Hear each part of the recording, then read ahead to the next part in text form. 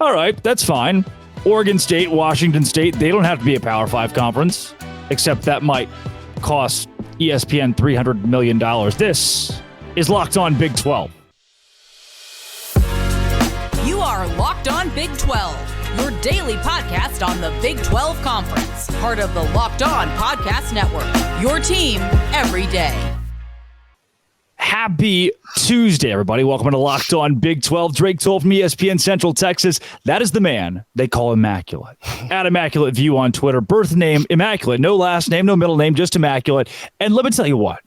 I am also, thanks for making Locked On Big 12 your first listen every single day. If I didn't say that, Immaculate, I have, and I'm no credit to me. You've done so much research on this with Oregon State, Washington State, the opportunity for them to go to the Big 12, whether or not ESPN would pay for that. And as you do this math, what you see is just a sly $300+ million sitting here for those two schools. If something doesn't happen, how? Well, first off, thanks for having me on, Drake. Really appreciating that opening. But yeah, as we drop right into this and we look at the math of this, it's huge. It's pretty much the story that no one's talking about that everyone should be talking about. As we know, in the 4-team playoff, payouts have been anywhere of around $100 million per year per power conference, and that gets spread out between the teams that are in them. But it gets paid out to the conference no matter how many teams they have, and they want to change that. And here's why. The estimates going forward with the 12 team are upwards of or over $300 million a year. So when you start to do the math on that, what you don't want to have are certain conferences that are, say, smaller than others, getting much more per school than those that are upwards of, say, now 18 schools, 16 schools. You could do the math. Say if you have a conference of 2 schools, how much more they're going to get than the others. It's a huge story, and it's why they're fighting right now. So what I'm hearing from what you're saying is that if Washington State and Oregon State can somehow wait this thing out and keep the Pac-12 where it is, even if it's just those 2 schools, they're staring down the barrel of $160 million payday that would come majority from TV deals. Yeah, and with these type of numbers, there's variance in that, but it's a lot of money. And the problem for everyone is that Mr. Kirk Schultz is sitting on the board that votes on this. And that board, from all reports that I've seen, I've never seen an opposing report on this, requires unanimous consent. It requires a unanimous vote. So without him saying yes, they cannot change the way this works. They've wanted to change this so that way it would be per school. And if they had succeeded in doing that, well, then the amount that the Pac would get would be much less. Obviously, with only 2 schools there, right. Whatever the payout per school that they want, that's all that they would have gotten. But in holding this up where it is right now, the rule still stands that it's a one lump sum to the conference, whom then divides it among their schools, no matter how many there are. So we are at a very important junction in this scenario right now, and they have some pretty good chips in their hand. So basically, and when this was decided to move the college football playoff into a different format, obviously the money becomes much greater in that scenario. This was not with the idea that USC and UCLA wouldn't be anchoring the Pac-12 or that the conference would fall apart altogether. So now, of course, they had no idea when they made this, we'll give everybody, Power 5, equal payout, we're good to go. Now that it's down to a Power 4, but with still that Pac-12 hanging around with 2 schools, it sounds like ESPN will have to do something with Washington State and Oregon State. And even those 2 schools, I'm sure they wouldn't be too upset because they want to be in a conference. They want to play football games. So they can sit there and get $160 million, or they can go to another Power 5, it seems. They don't want to go to the Mountain West. They're going to fight that like hell. So does that make the Big 12, the landing spot? Well, that's what I have said out in public, that I do believe, and that changed my mind when they got the court order kind of blocking what the others were doing. It changed things. It changed everything pretty much, and it was just a small one, but it's large enough in that those situations take time. They haven't even got the next step in court scheduled, and that's still up in Washington before they can even move down to California. So it looks like it from what I can see. Now, maybe someone else might knows better, but this is exactly how it looks, that they are sitting on this, and they're basically saying, hey, if you don't let us in somewhere else, we'll take this money. And they could, who couldn't they pay to put together a schedule, even if there's just the two of them? Say you're going to pay every school in the Mountain West $4 million to basically schedule you. That doubles their pay. So, and that's $48 million, $50 million out of your 150. Big deal. Yeah. So, I think that is possible. And they had a professional scheduler. I can't remember his name. My apologies, but he's a known guy who came out and said, yeah, it's possible we could do it. So it is one heck of a story that is just not getting put out there, is that I do believe that they will get in the Big 12. And it's not Fox or ESPN's responsibility to do this. So what are they going to make the other conferences agree to in order for them to then fork up this money? But the cheapest option for them, obviously, is to put them into the Big 12. It also happens to work the best. So to me, it's the number one option for them to join the Big 12. When you say that, and it's even the idea that people aren't talking about this, almost that it's so embarrassing. That's what it is. It is embarrassing to the point that this doesn't need to be too public. People don't need to find out all about all of this. The money laying on the table here, $300+ million. But then if you say Fox and ESPN, not their responsibility to make this move, then who is? Who needs to back this for Washington State and Oregon State to not get that money and end up in the Big 12? Oh, think about it. If there's $300 million sitting there to go to the Pac-12 and you can get rid of the Pac-12, that's $300 million that gets spread between the other power conferences. Mm-hmm. That's whose interest it is to make this happen. To get rid of the Pac-12 and get that money put out back into the open pool. So this isn't just the Big 12 that is invested in this now, because you think about that $300 million is split up as well against to the ACC and to the. We're talking $70+ million per conference if this is made. What's not making sense in my brain here? Like why isn't this being talked about? Why is this on the cutting room floor? It seems it gives Washington State and Oregon State power. If everyone knows about it. And that becomes part of the jargon out there. Everyone realizes, how much power they have now. Now is $30 million enough to get them off of that? Do you have to pay them more? Do they say, nope, we're not joining unless we go to the Big 10? You don't want them to have as much power. Like just you talking about it might be enough, But no one is talking about that. But it's out there. You can find it. It's on analytics. It's everywhere. This is the value of what's coming, and this is how the payout works. So, you don't need a media person to tell you that this is the case. It's just a matter of simple math, really. Yeah, and $300 million is something worth fighting for in court as well. So obviously Washington State, Oregon State will go down fighting, and you already mentioned it, Immaculate. It makes the most sense for them to be in the Big 12. These are two teams that culturally, even, which is what I look to first. A lot of Big 12 teams do. SEC, Big 10, ACC. Now they look money. Big 12 looks culture. And that, to me, is kind of the moniker of what Brett Yormark has done with this league is, hey, we want to make money, but we are also a culture conference. So, Immaculate, I'm going to talk about a league that's far from that. It's the ACC. Okay. That is coming up next right here on Locked On Big 12, part of the Locked On Podcast Network, your team every day. But first, and Immaculate's not going anywhere, DoorDash. You miss and serve your pancakes. You're out of your favorite coffee creamer. You need an orange or a banana. DoorDash delivery, grocery delivery. You can get what you want right when you need it. You've been using DoorDash your entire life because you wanted to get McDonald's, you wanted to get Chick-fil-A, you wanted to DoorDash something to your door, but now you get fresh groceries through DoorDash for the week. You don't want to go out and shop on Sunday. Don't want to go to the store. Don't have time.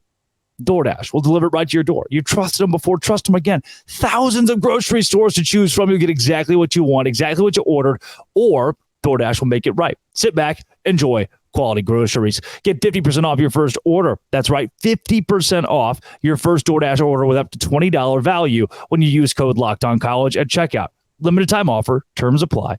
50% off up to $20, no minimum subtotal, 0 delivery fees on your first order when you download the DoorDash app in the App Store. Enter code LOCKEDONCollege. Don't forget, that is code LOCKEDONCollege, 50% off your first order with DoorDash. All right, Immaculate. ACC. I mean, we've had this conversation about them falling apart since it's been months, 3 months or more of, all right, Florida State wants out. There's a clear 7-7 divide, it feels like. Then the Stanford, the Cal, all of this stuff that's gone down. Now with some of the big dogs in college football meeting together as we speak, what does the future of the ACC look like up to the minute? That's a really good question. Talk about the ACC has been going on for a while, and that's because of the amount of value that's there and the fact that they got the two big dogs, the Big Ten and the SEC, that would both be interested. It really wasn't taken too seriously until what happened with the Pac, and that made everyone kind of open their eyes and go, oh, this is real. Yeah. In terms of how it goes and where it goes, we're all kind of sitting on the edge of our seats right now. Florida State has pretty much broken all kind of accepted decorum in what they've done. It's been quite the show when you have all of your sports media watching moment to moment on a board of trustees meeting and giving play-by-play from that. That's unprecedented. And quite frankly, this whole situation is unprecedented. I've never seen realignment talk, consolidation talk push into the football season. That just does not happen. So the fact that we're still getting that means they are in an accelerated timeline. So when you see something like a Florida State, a Clemson, and a North Carolina keep their, shall you say, straw poll vote, keep it into the public vote, when normally, even if you're voting no on something, if you don't like it, on your public-facing vote, you make it look like you're unanimous. That's just kind of how business goes. They didn't do that this time. When it came to voting in Stanford, California, and SMU, they kept their public-facing vote no. Now, could they use that in future legal situations? I don't know. Yep. It's just very unprecedented. So obviously they're doing it for some reason. We're going to find out. But there seems to be some smoke there. Where there is smoke, there is certainly fire, Immaculate. And I have one of the things that I've heard is, Clemson, if they jump, if UNC jumps, if you're looking up and Florida State's gone, that now you're saying, okay, do you go after a Tulane? I mean, I've heard even people in our camp say a Tulane, or where does the ACC try to expand from there? Because they know they can't poach Big 12 teams. They certainly can't poach SEC or Big 10 teams. So they seem stagnant. And that word stagnant is not going to go over well for Pitt or Louisville or Virginia Tech. Is there a chance that those programs find themselves in the Big 12 come even, we'll push it back a bit and say 2030? Okay. I think there's a chance. The play here seems to be they brought in Stanford, California, and SMU in advance. When you start to see numbers correlate 3 and 3, you bring in 3, there's 3 that won out. You start to wonder, Yeah. And when you see that they're talking about how having 15 schools is what is in the deal in order to maintain without a renegotiation, it starts to say, okay, so they're playing to try to have the 15 so that they can argue when ESPN comes trying to renegotiate that they are meeting the terms of the contract, that there is full and proper consideration given, that nothing in the contract is about the value of a team or a school, but just merely in the number and the content provided to ESPN. And so that looks like what they're doing is that they're preparing the way ahead of time so that they don't actually drop below that number. So could those schools leave? I think it depends upon if they win that argument. But just in terms of eyeballs and viewage on it, you got to think that, it might be better to move to another conference, like a Louisville is looking at that, or you're looking at a conference like the Big 12 where there's going to be competition across the board, and you have 2 local rivals in Cincinnati and West Virginia. I got to say that there's a good chance. What's interesting to me about this, that I think it hurts the Big 12. It's objective. It hurts the Big 12. The lack of big dogs, the lack of power teams. Because you look at the ACC, you see Clemson, you see Florida State, who won out, but they still are in the ACC and they still have that brand. When you see Big 12, do you see an issue with the fact that there is more quantity over quality when it comes to competitive value? Yeah, no. This is where I differ from a lot of big voices out there. And maybe I'm wrong, but what I'm seeing is that everyone is going away from all 5 conferences trying to do the same thing.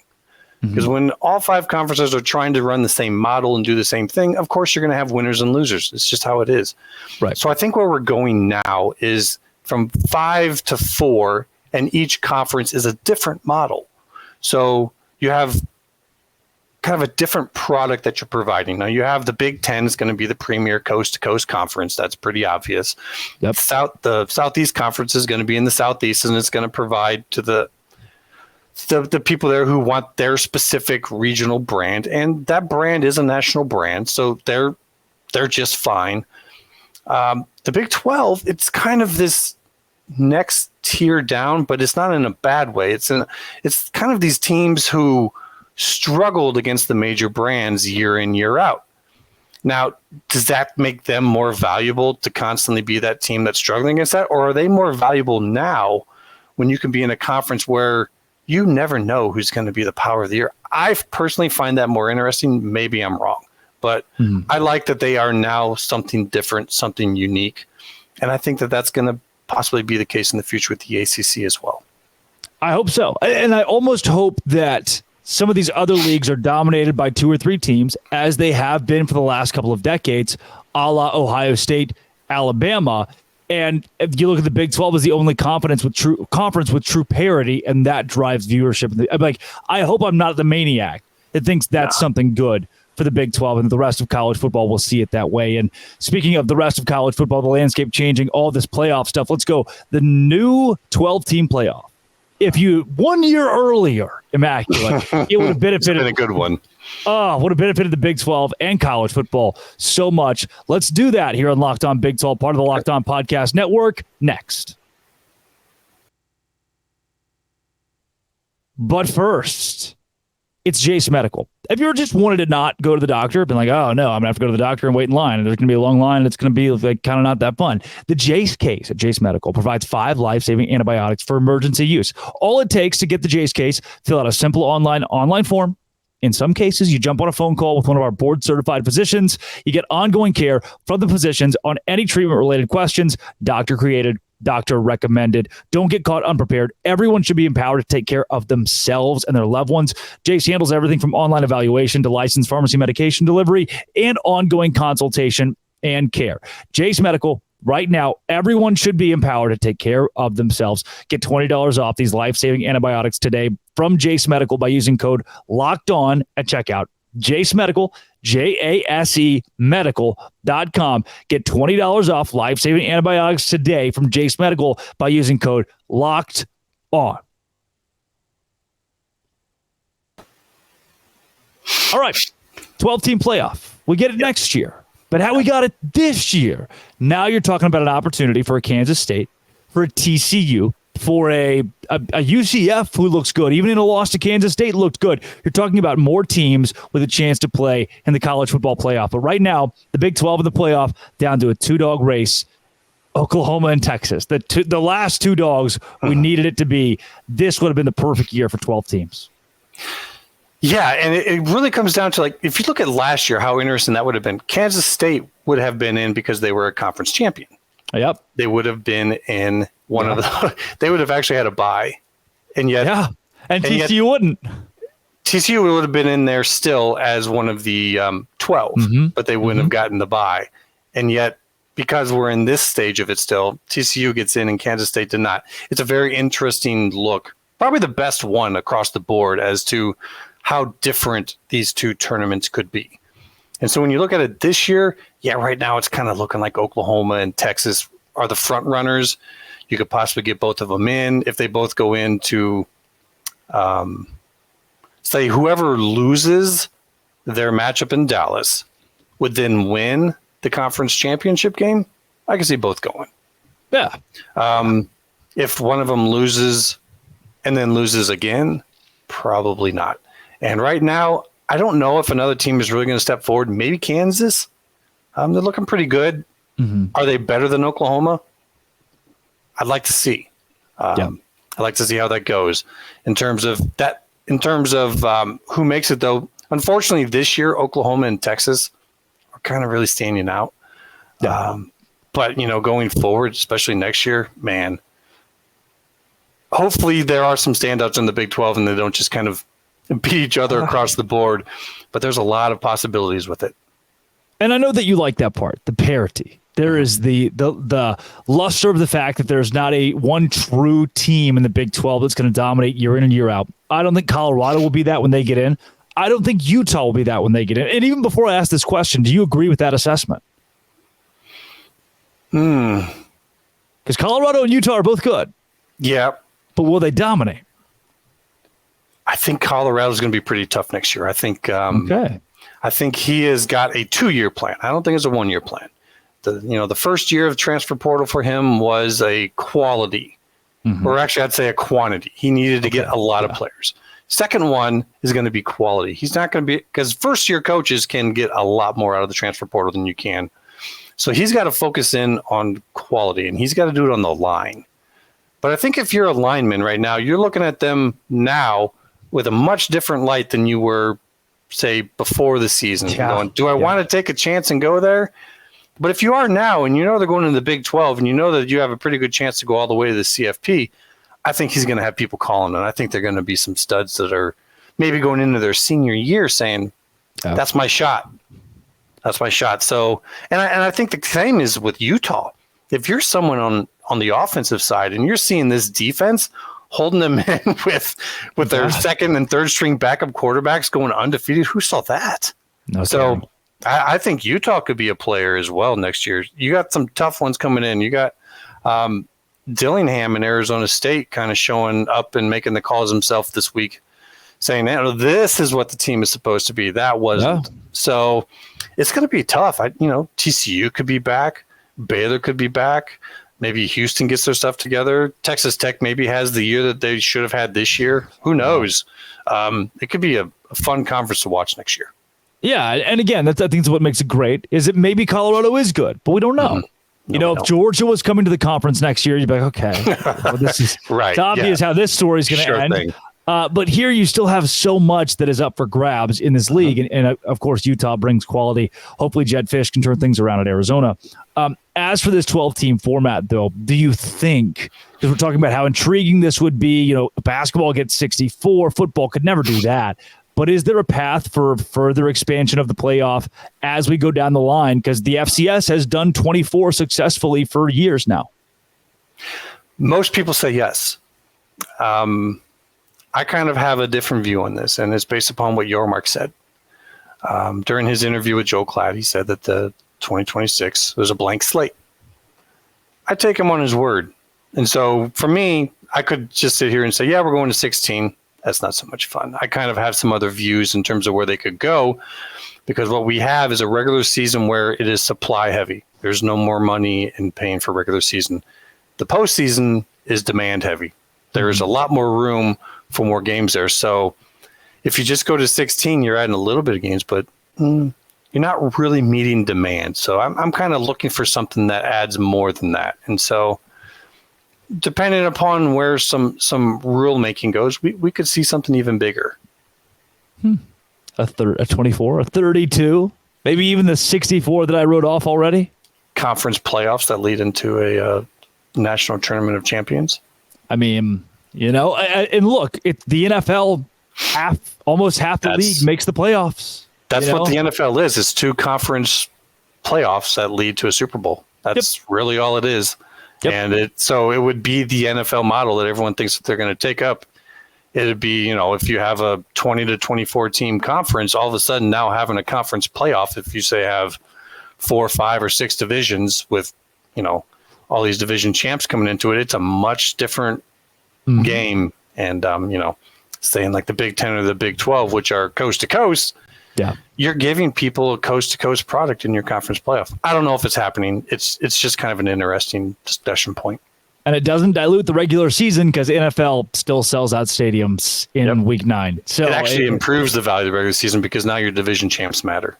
100%. And so if you lose 2 games, your year's not over. Like in the current model, why show up the rest of the way? Like, I'm not a big fan of rankings based results. I'm more of a fan of on-field based results. And if you end up having another loss or 2 to someone else, I don't care. If you got there because of what you did on the field, that should be what's rewarded.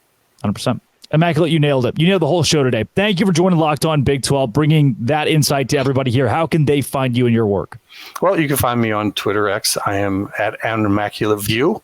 Currently right there. That's where I'm giving my perspectives on all of this going on. And you might see me on YouTube here pretty soon. We shall see. But I do appreciate you having me on today, Drake. Absolutely. That is immaculate. Given name, birth name, middle and last. Again, everybody out there, thanks for making Locked On Big 12 your first listen every single day. This has been, it always will be, Locked On. I'm going to say it again. Thanks for making it your first listen every single day. Doce Grande.